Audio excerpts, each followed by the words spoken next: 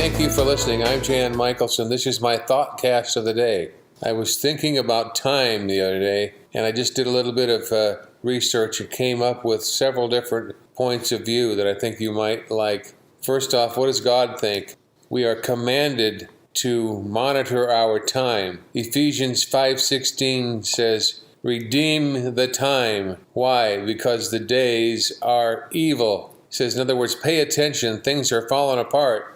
At least back then, that's what they were doing. They were falling apart. So they were supposed to pay attention to the time, spend it wisely. In our own time, John Adams, one of our first presidents, says, I study war so that my sons might have liberty to study agriculture, tapestry, porcelain, and art. He took an intergenerational view of time, and my sons will have liberty to study things like geography and mathematics and science. We can't do that then until we do take care of our time now. Cultures that thrive think and plan intergenerationally. There was a fellow who was an academic who wrote a book called The Unheavenly City. His name was Ed Banfield, and he said there's a relationship between time and class. He started off convinced that the answer to the question, why do some cultures thrive and others fail? He says, can be found in factors such as family background, education. He finally discovered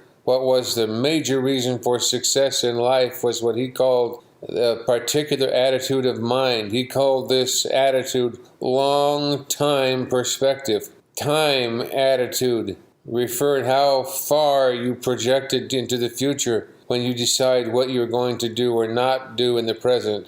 He said men and women who were most successful in life were most likely to move up economically were those who took the future into consideration with every decision they made in the present. He said the longer period of time a person took into consideration while planning and acting, the more likely it was that he or she would achieve greatly. The essential key to success in setting priorities is having a long-time perspective, and you can tell how important something is today by measuring its potential future impact on your life. For example, if you come home from work at night and choose to spend time playing with the children and spend time with your wife rather than watch TV or read the paper, you have a long time perspective. You know that investing in the health and happiness of your children and your spouse is a very valuable, high priority use of your time. Thus, the key word to keep in mind when you're setting priorities is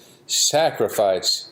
Setting priorities usually requires sacrificing present enjoyment for future enjoyment. It requires giving up a short-term pleasure in the present in order to enjoy a far greater and more substantial pleasure in the future. For example, of a long-time perspective is a common habit in the upper-class families in England to register their child at Oxford or Cambridge as soon as the children were born, even though the youngsters would not be attending for 18 to 19 years. This long-term thinking is what causes parents to open savings accounts for their young children to assure that they will be able to attend a good college when they graduate from high school. Having and planning for the future is long-term perspective in action.